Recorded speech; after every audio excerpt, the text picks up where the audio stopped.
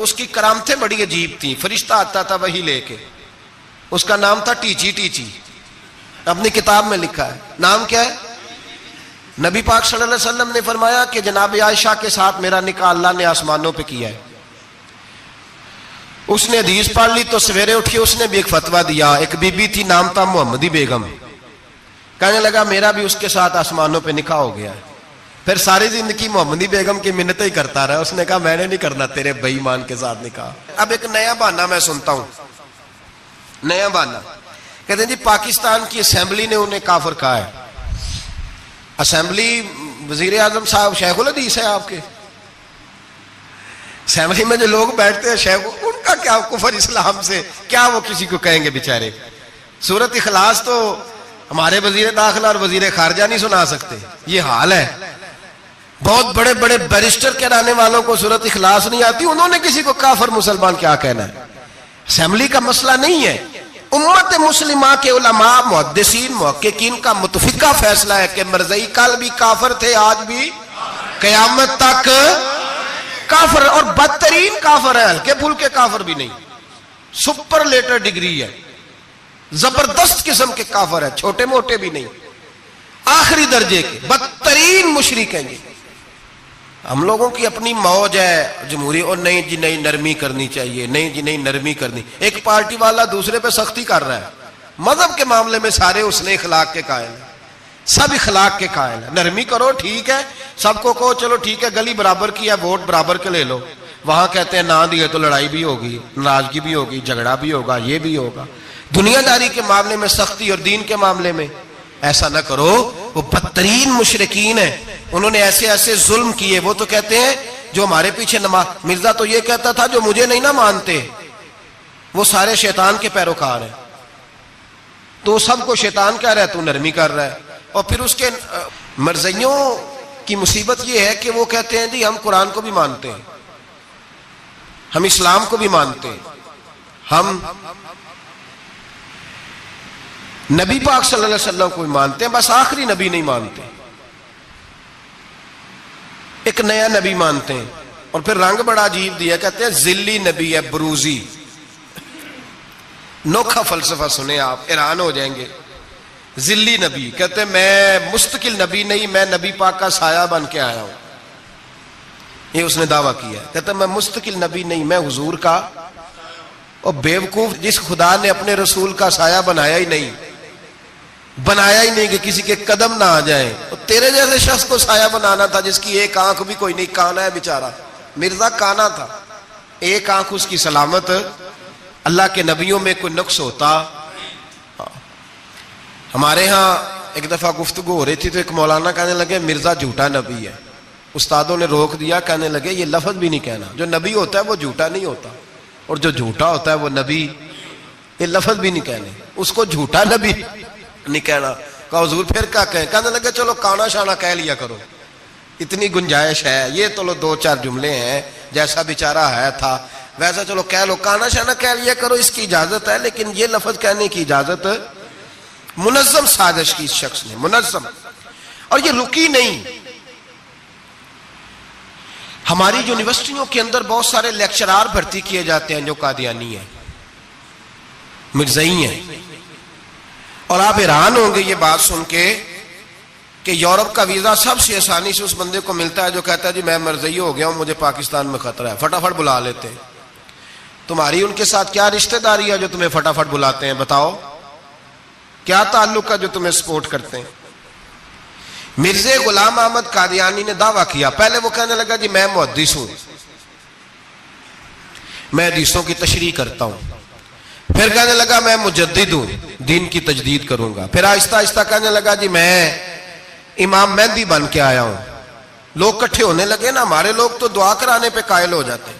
ویسے بھی جو نئی مداری لگائے اس کے بندے جلدی قائل ہو جاتے ہیں. علامہ اقبال نے پنجابی کا, میں خود پنجابی ہوں لیکن اقبال نے پنجابی کا مزاج بیان کیا ہے. پنجابی کا مزاج, اقبال کہتے ہیں پنجابی کا مزاج ہے کہ تحقیق کا پھندا کوئی سیاد لگا دے, یہ شاخ نشیمن سے اترتا ہے بہت جلد.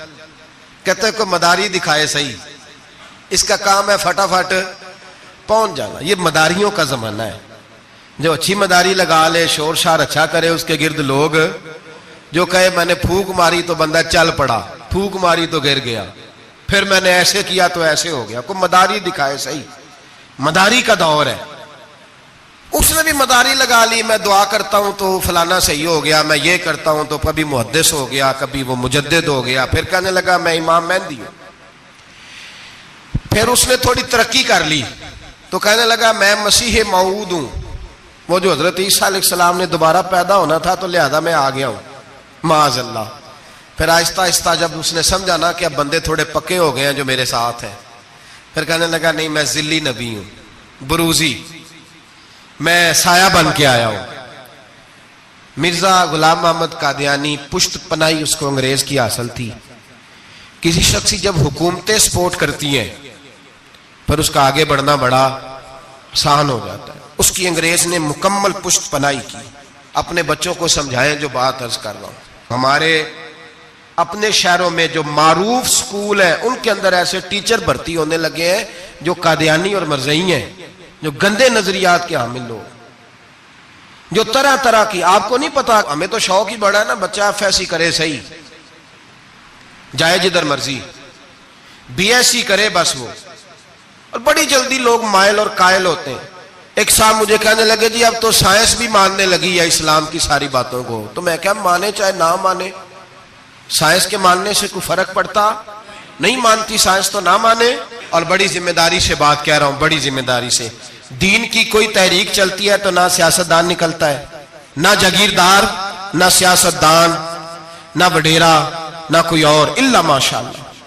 دین کی تحریک چلتی ہے تو نہ یہ لاکھ لاکھ روپیہ لینے والے نعت خواں باہر نکلتے ہیں, نہ جو بڑی گدیوں پہ جدی پشتی پیر بیٹھے ہیں وہ باہر آتے ہیں. وہ علماء اور مشائخ جن کا دین سے رشتہ ہے. اگر پیر جماعت علی شاہ صاحب نکلے تو خالی پیر نہیں تھے, عالم دین بھی تھے. اگر پیر میرے علی شاہ صاحب نکلے تو خالی پیر نہیں, بہت بڑے عالم تھے. حجت الاسلام نکلے تو خالی پیر نہیں, عالم تھے. یہ علماء نکلتے ہیں, مار کھاتے ہیں. ایک عالم نے مار نہیں کھائی, دو نے نہیں کھائی, درجنوں نے کھائی, ہزاروں اور سینکڑوں نے کھائی.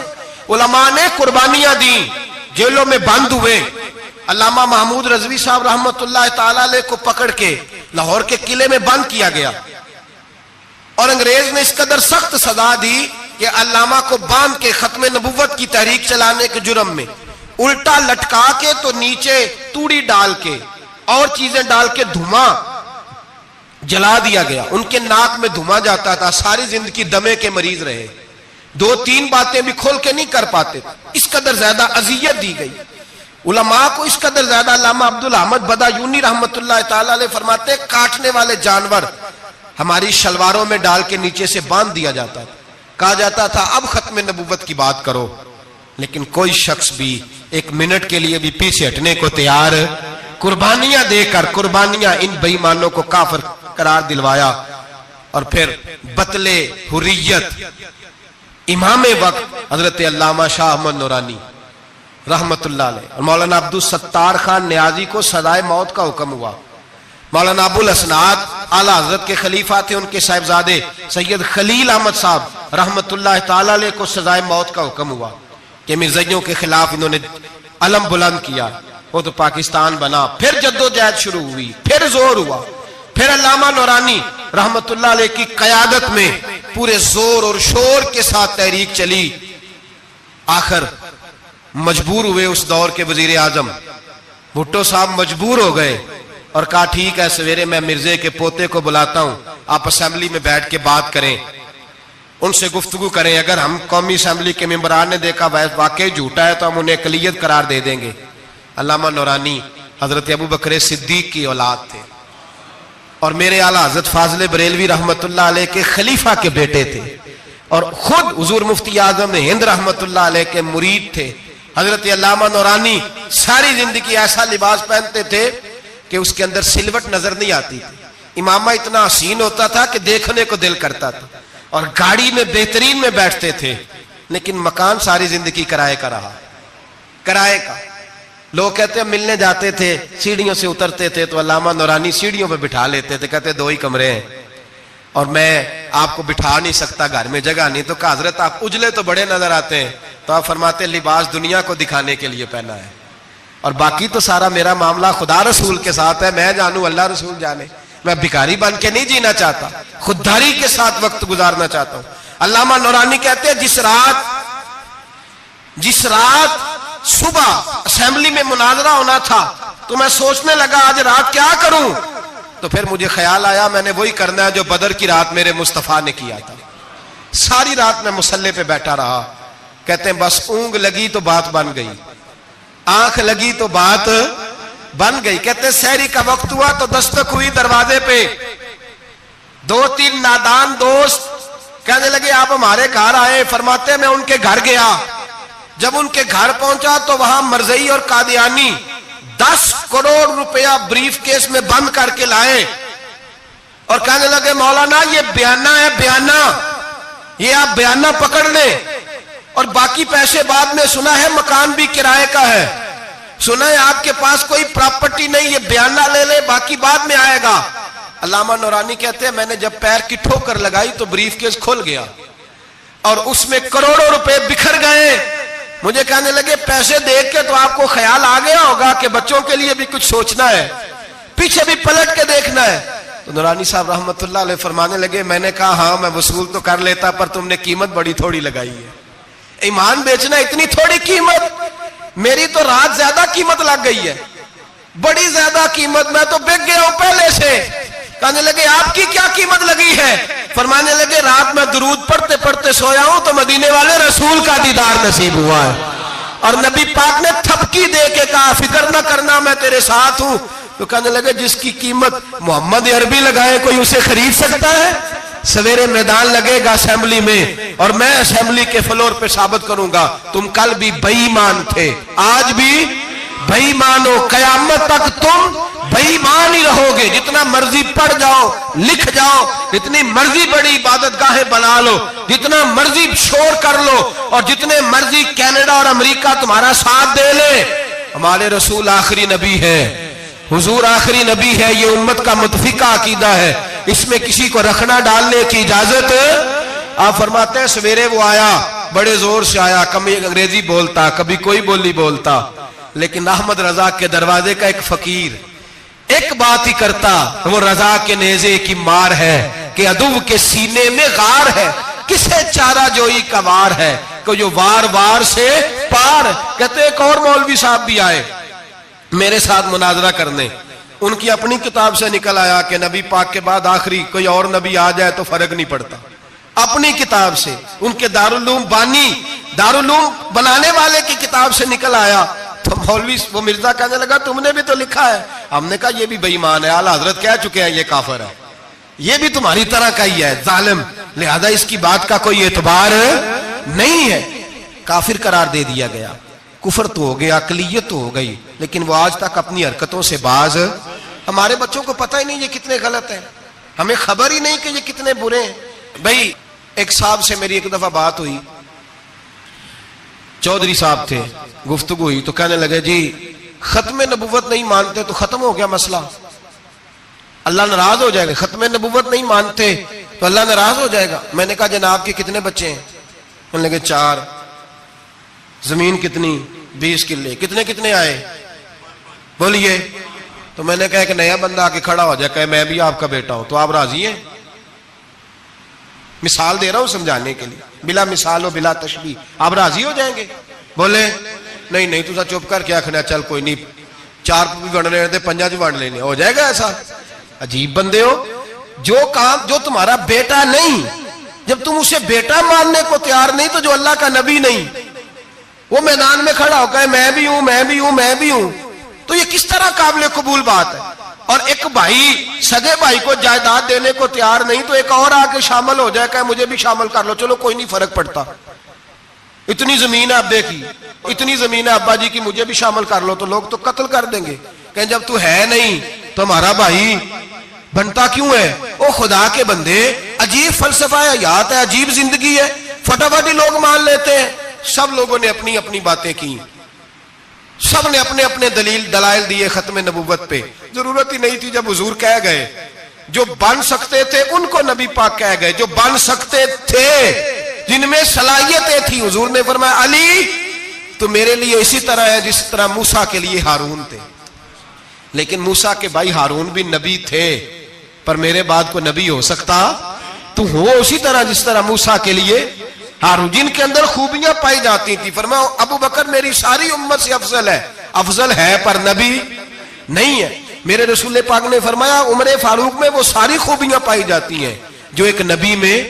لو کان نبی بعد لکان عمر ابن خطاب, اگر کوئی میرے بعد نبی ہوتا تو خطاب کا بیٹا عمر ہوتا. جو ہو سکتے تھے جب وہ نہیں ہوئے تو کانا شانہ اٹھ کے آ گیا ہے ادھر قادیان کا رہنے والا, اور تو کہتا ہے نہیں مجھے مان لو. چلو پورا نہ مانو, ذلی مان لو, بروزی مان لو, کوئی حیا ہونی چاہیے. بڑے بڑے سیانے بندے ان کو آج تک پتہ ہی نہیں کہ یہ ذلیل کتنے, ان کے اندر خباثت کتنی پائی جاتی ہے. میرے رسول پاک امت کے لوگوں نے اپنے اپنے دلائل دیے, نبی پاک کی امت نے اپنے اپنے. حضرت میاں محمد بخش صاحب رحمت اللہ علیہ ختم نبوت پہ بات کرنے لگے تو انہوں نے انوکھی بات ہی کر دی, انوکھی بات. ایک شخص ان سے کہنے لگا چل کے دیکھو تو صحیح, ملے تو صحیح. آپ فرمانے لگے دفع کرو, جنہ اندر عشق ہے رچیا اونا نہیں پج جانا, پاویں سونے ملن ہزارہ آسانی یار بٹونا. ہم نے دائیں بائیں دیکھنا ضرورت ہی نہیں, ہمارے رسول نے کوئی کمی چھوڑی نہیں. باقی آ رہے ہیں یہاں خیرات لینے. حضرت موسیٰ کہہ رہے ہیں اللہ اپنے آخری نبی کی امت میں شامل کر لے, تو ہمیں کیا ضرورت ہے پتہ بھی کرنے کی. اور سن لیں, یہ یاد رکھیں بات, امام اعظم ابو حنیفہ رحمۃ اللہ علیہ فرماتے ہیں اگر کسی بندے نے دعویٰ کیا کہ میں نبی ہوں, دعویٰ کیا کہ میں نبی ہوں, اور سامنے والے نے اسے یہی کہہ دیا نا کہ اگر تو نبی ہے تو معجزہ دکھا, تو یہ کہنے والا بھی کافر ہو گیا. اس لیے کہ اس نے تو دلیل مانگ لیا, یہ تو تھوڑا سا متفق ہوا ہے. تماشا دیکھنے کے لیے بھی اگر کہا نا کہ اگر تو نبی ہے تو دلیل لا, کوئی معجزہ, تو یہ لفظ کہنے والا بھی بولیے دائرہ اسلام سے کیوں مانگی تو نے دلیل, کیا ضرورت پڑی تھی, کیوں تو نے ایسا کہا. اتنا متفق کا عقیدہ ہے کہ تو مانگ, تو یہ بھی نہیں کہہ سکتا کہ چل کچھ کر کے دکھا, یہ بھی تیرے لیے جائز ہے. صوفیاء کہتے ہیں تو نے سوچ کیسے لیا. طریقت کے اندر تو غیر کی مداخلت قابل قبول. اللہ نے توحید کا ہر جگہ خیال رکھا, رسالت کی وحدانیت کا ہر جگہ خیال رکھا. اللہ ایک, قرآن ایک, اسلام, نبی ایک, باپ, استاد, کوئی کسی قسم کی مداخلت کی ضرورت. کیسے لوگ مداخلت کر لیتے ہیں فٹافٹ. حضرت پیر سید مہر علی شاہ صاحب گولڑوی رحمت اللہ, حضرت خواجہ شمس العارفین سیالوی رحمت اللہ علیہ کے پاس پڑھا کرتے تھے, تدریس ہوتی تھی. خواجہ صاحب کو بٹھا کے درس تصوف, درس قرآن, درس حدیث دیتے تھے. یوں بیٹھے ہیں, گفتگو ہو رہی ہے, پڑھایا جا رہا ہے. ایک بڑے نورانی چہرے والے خوبصورت بزرگ اندر آئے, بڑی تازگی, بڑا پیار, بڑی مٹھاس ان کے آنے میں. جب وہ آئے تو حضرت شمس العارفین اٹھ کے ملے, ماتھا چوما, پیار ہوا. 2-3 منٹ گفتگو ہوئی تو گفتگو میں بڑی نورانیت, بڑی خوبصورتی, بڑی رانائی, بڑی ٹھنڈک ملی دونوں بزرگوں کی ملاقات سے. چند لمحوں کے بعد, تھوڑی دیر گفتگو کے بعد وہ بزرگ اٹھے باہر نکل گئے. حضرت شمس العارفین مریدوں پہ نظر ڈالی, فرمانے لگے تمہیں پتہ ہے یہ کون تھا؟ شاگردوں جانتے ہو کون تھا؟ کہا حضور نہیں. فرمایا خضر علیہ السلام تھے, مجھ سے ملنے آتے اکثر, اور ابھی گلی میں ہوں گے, کسی نے ملنا ہے تو مل لو. دوڑ کے گئے سارے لوگ ملاقات کرنے, بھاگے گئے. پیر میر علی شاہ صاحب بیٹھے ہیں. آپ نے فرمایا میر علی تم نے نہیں ملنا؟ کہنے لگے حضور نہیں. فرمایا کیوں؟ کہنے لگے حضور میں اسے نہ ملوں جسے خضر بھی ملنے آتا ہے, اسے نہ ملوں جس سے وہ ملنے آتا ہے. میں نے کیا کرنا ہے ان سے مل کے, آپ سے ملوں گا جن سے حضرت خضر بھی ملنے آتی ہیں. جنہ تنام وچ عشق ہے رچیا اونا نہیں پج جانا, پانے پاویں سونے ملن ہزاراں, ایسا نہیں یار وٹونا, ضرورت ہی نہیں. ایسے حسین محبوب کے بعد کسی اور جگہ نظر جمانے کی طبیعت ضرورت نہیں, توجہ نہیں, خیال نہیں. جس نے یہ پوچھ بھی لیا کہ تو بتا, کوئی معجزہ دکھا, وہ بھی دائرہ اسلام سے. نبی پاک صلی اللہ علیہ وسلم کے زمانے میں حضور نے خود فرمایا تھا 30 کے قریب لوگ ہوں گے جو دعویٰ کریں گے ہم نبی ہیں. فرمایا دجال ہوں گے, کذاب ہوں گے جو دعویٰ کریں گے. ایک بندے نے تو حضور کی ظاہری حیات میں دعویٰ کر دیا, مسلمہ اس کا نام تھا. 150 سال کے قریب عمر پائی اس نے, اور بہت سارے اس کے ماننے والے اسی لیے ماننے لگ گئے کہ عمر بڑی لمبی ہے. معاذ اللہ تعالیٰ، لوگوں کا اپنا اپنا مزاج ہے نا ماننے کا، اپنا اپنا مزاج ہے. ایک اس سے کانا آدمی دعا کرانے آیا، ایک آنکھ سے کانا تھا، اس نے دعا کرائی تو دونوں آنکھوں سے اندھا ہو گیا، دونوں آنکھوں سے. اللہ نے اسے سزا دی تو ایک ماننے والا کہنے لگا فٹافٹ مان جاؤ، ورنہ جو اس کی نہ مانے پورا اندھا ہو جاتا ہے. ماننے والوں کا اپنا انداز ہے نا. ایک لنگڑا آیا، ایک ٹانگ سے لنگڑا کے چلتا تھا، مسلمہ سے دعا کرانے آیا تو دوسری بھی ضائع ہو گئی. یہ اس کا حال تھا. پر ماننے والوں کا کیا کیا جائے؟ ماننے والے جس کو مرضی ماننے لگتے ہیں، نفسیاتی طور پر لوگ کمزور ہو جاتے ہیں. مسلمہ نے نبی پاک صلی اللہ علیہ وسلم کو خط لکھا، کہنے لگا حضور کے زمانہ مبارکہ میں، اور کچھ حدیثیں ایسی بھی ملتی ہیں جس سے یہ ثابت ہوتا ہے کہ اس کی حضور سے ملاقات بھی ہوئی، سامنے کچھ بول نہ سکا، جا کے خط لکھا. کہنے لگا کہ آپ میرے ساتھ معاہدہ کر لیں، جب تک آپ حیات ظاہری میں آپ نبی، اور جب آپ کا وصال ہو جائے تو میں نبی. یا یہ معاہدہ کر لیں کہ آدھے عرب کے آپ نبی اور آدھے کا میں نبی. معاذ اللہ. اس نے یہ خط لکھا. نبی پاک نے جواب لکھا، فرمایا میں تو اللہ کا رسول ہوں، تو کذاب ہے، تو کذاب ہے، جھوٹا ہے. لوگ ایک اور بھی، میں ایک دن آرٹیکل پڑھ رہا تھا، کہنے لگے جی مرزے کے اب بڑے ماننے والے ہیں، اس کو کذاب نہیں کہنا چاہیے، ان کو دکھ ہوتا ہے. جو جھوٹ بولے اسے جھوٹا نہیں کہنا چاہیے. تو تھی بول دے کیوں نہیں؟ توڑا کی پروگرام ہے، کہنا چاہیے کہ نہیں کہنا چاہیے؟ یہ ثواب ہوگا. اس لیے کہ جو نبوت کا دوچا دعویٰ کرے اس کو نبی پاک نے جھوٹا کہا ہے. حضور نے فرمایا تو کذاب ہے. کیا کہا ہے؟ تو آنے ثواب ہوئے گا آنکھوں گے تھے. کیا کہا ہے؟ کذاب. تو اس کو کذاب کہنا نبی پاک کی تیا کی ہے نا. پھر جی وہ منن والے تکلیف ہوتی تو میں کہا پئی ہوئے. وہ کذاب ہے، لہذا ہمیشہ کذاب ہی رہے گا. جب حضور نے کہا ہے جو دعویٰ کرے نبوت کا وہ کیا ہے، تو لہذا کذاب ہی رہے گا. حضور نے لکھا کذاب. جب نبی پاک نے کذاب لکھا نا خط میں، کون لے کے جائے گا؟ اب اس کے دربار میں جانا ہے، حالات بڑے خطرناک ہیں، اس کے گرد بندے بھی ہیں، اور اس کے گھر جانا ہے، مشکل مرحلہ ہے. ایک صحابی تھے چھابڑی فروش، سر کے اوپر رکھ کے نا ٹوکرا، تو مدینے کی گلیوں میں کھجوریں بیچتے. 11-12 بچوں کے باپ تھے. کون جائے گا؟ اور جسمانی طور پہ بھی کمزور تھے. فٹافٹ اٹھے، کھجور کھا رہے تھے، ہاتھ کھڑا کر کے کہا حضور کسی اور کی ڈیوٹی نہ لگانا، میں جاؤں گا. جب یہ لفظ کہے تو ان کے منہ سے کھجور کے ٹکڑے گرے صحابہ کے چہروں پر. ایک صحابی کہنے لگے پہلے کھجور تو کھا لے، بڑی تجھے جلدی ہے بولنے کی، کھا تو لے. کہنے لگے اگر میرے کھاتے کھاتے ڈیوٹی کسی اور کی لگ گئی تو، کسی اور کی لگ گئی تو کیا کروں گا، جلدی ہے مجھے. حضور سید عالم صلی اللہ علیہ وسلم نے نا اپنا نیزہ دیا، گھوڑا دیا، فرمایا ذرا ڈٹ کے جانا، اس کے گھر جانا ہے. کہا محبوبہ فکر ہی نہ کرے، فکر نہ کرے. صحابہ کہتے ہیں اس طرح وہ نکلا جیسے کوئی جرنیل نکلتا ہے. اس کا انداز ہی بدل گیا، اس کے طور طریقے ہی بدل گئے. وہ یوں نکلے جیسے کوئی بڑا دلیر آدمی جا. حضور نے بھیجا ہے نا، نبی پاک نے بھیجا ہے نا. انداز ہی بدل گئے، طریقے ہی بدل گئے. مسلمہ کے دربار میں گئے. وہاں ایک شخص جو بعد میں مسلمان ہوا، وہ بتلاتا ہے کہ جب حضرت حبیب بن زید پہنچے نا تو نیزہ ہاتھ میں تھا، زور سے گاڑا جا کے اس کے دربار میں، زور سے گاڑ دیا زمین پہ. مسلمان نظر کون ہو؟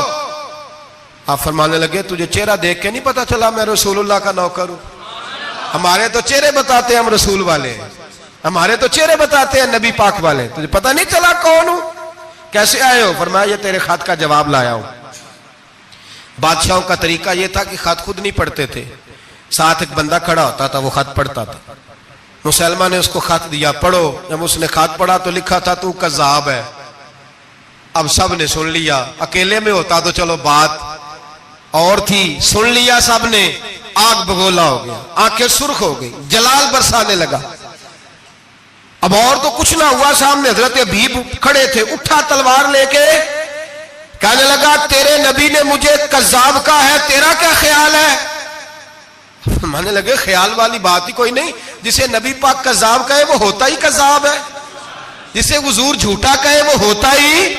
فرمایا تو 7 سمندروں کا پانی بھی بہا دے تو تیرا جھوٹ دھل سکتا، تو ہے ہی جھوٹا. جسے حضور نے جھوٹا کہہ دیا وہ جھوٹا ہے، جھوٹا ہے. کہنے لگا پیچھے پلٹ کے دیکھ، سارے میرے پہرے دار ہیں، میرے سپاہی ہیں، تلواریں، نیزے، خنجر، تیر، سارے میرے ماننے والے. کیا لفظ ہے، کیا حسن ہے، کیا توانائی ہے. حضرت حبیب بن زید فرمانے لگے میرے 12 بچے ہیں، ان میں سے کچھ ایسے ہیں جو دودھ پیتے ہیں، کچھ ایسے ہیں جو ابھی چل نہیں پائے.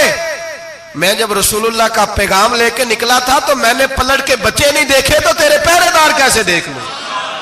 جو چیز مجبور کرتی ہے، باندھ لیتی ہے، وہ نہیں جب میں نے دیکھی تو میں تیرے پہرے دار دیکھوں؟ جو جی میں آتا ہے کر. غلامان محمد جان دینے سے نہیں ڈرتے، یہ سر کٹ جائے یا رہ جائے کچھ پرواہ نہیں کرتے. فرمایا ان کو نہیں دیکھا جن کو دیکھنا چاہیے تھا، تجھے دیکھوں؟ میں اکثر کہتا ہوں کٹ لگ جائے نا ہاتھ پہ تو نمازیں رہ جاتی ہیں، جماعتیں چھوٹ جاتی ہیں، طبیعتیں بگڑ جاتی ہیں، مشکل ہوتا ہے، تکلیف آئے تو سنبھلنا. یہاں ہلکا سا بچھو آ کے کاٹے تو شور ہو جائے گا، جمعے میں لوگ اٹھیں گے، اللہ مجمع بکھرے گا، وہ بچھو آ گیا، حالات بگڑ جائے. چھپکلی پیروں پہ گرے تو لوگ اٹھ دوڑتے ہیں. حضرت حبیب بن زید انصاری کھڑے تھے، انگلی نہیں، ہاتھ نہیں، کٹ نہیں لگا. مسلمہ اٹھا، اس نے زور سے تلوار ماری، بازو کٹ کے گر گیا، فوارہ نکلا خون کا. او بھائی بچھو کاٹے تو سنبھلنا مشکل، ذرا تصور کرو ہاتھ کٹ گیا. حضرت حبیب بن زید کھڑے ہیں، کہنے لگا اب تیرا کیا خیال ہے؟ آپ فرمانے لگے تو بڑا بیوقوف ہے، ہمیں آزماتا ہے؟ ہمیں تو بدر سے لے کر احد تک ساری دنیا آزما چکی ہے، ہمیں آزماتا ہے؟ ابھی بھی خیال پوچھتا ہے؟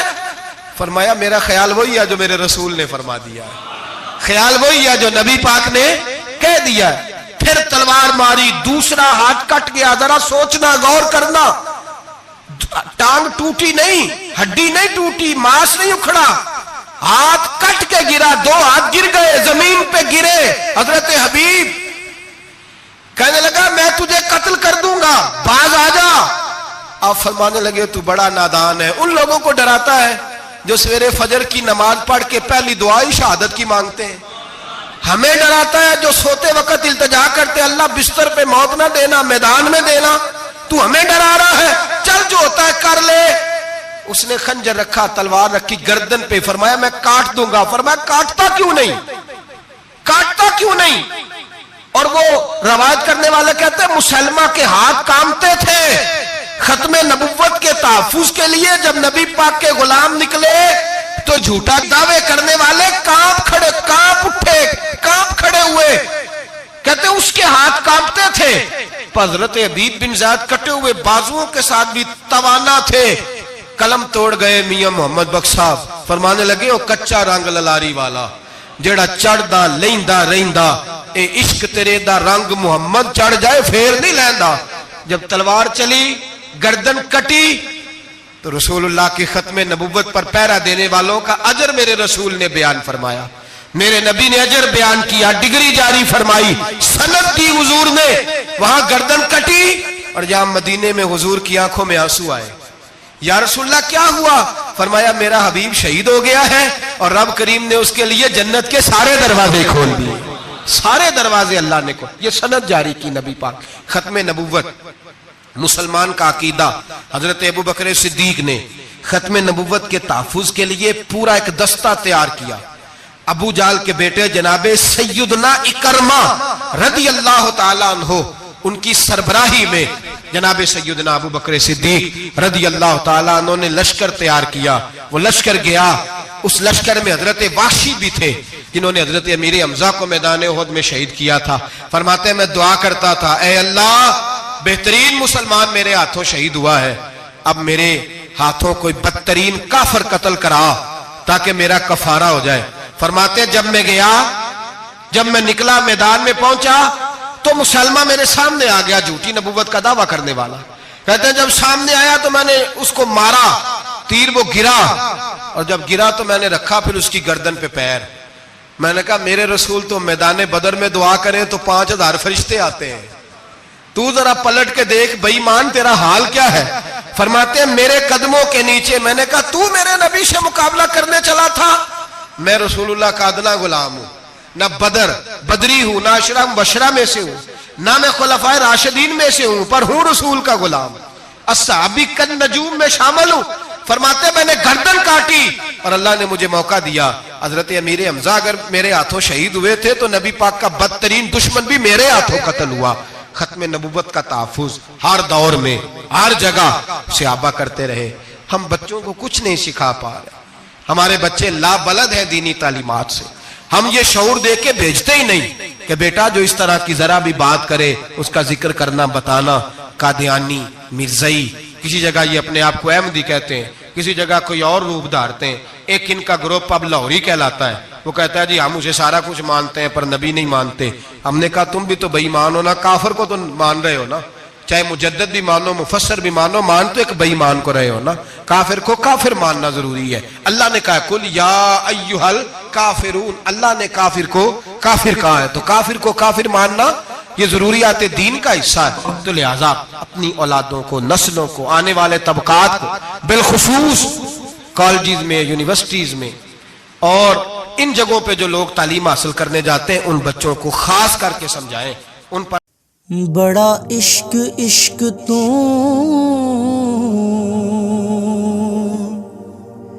करना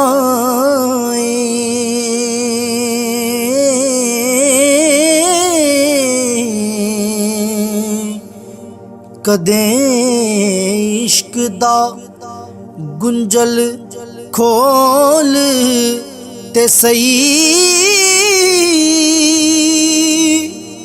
तैनू मिट्टी विच ना रोल देवे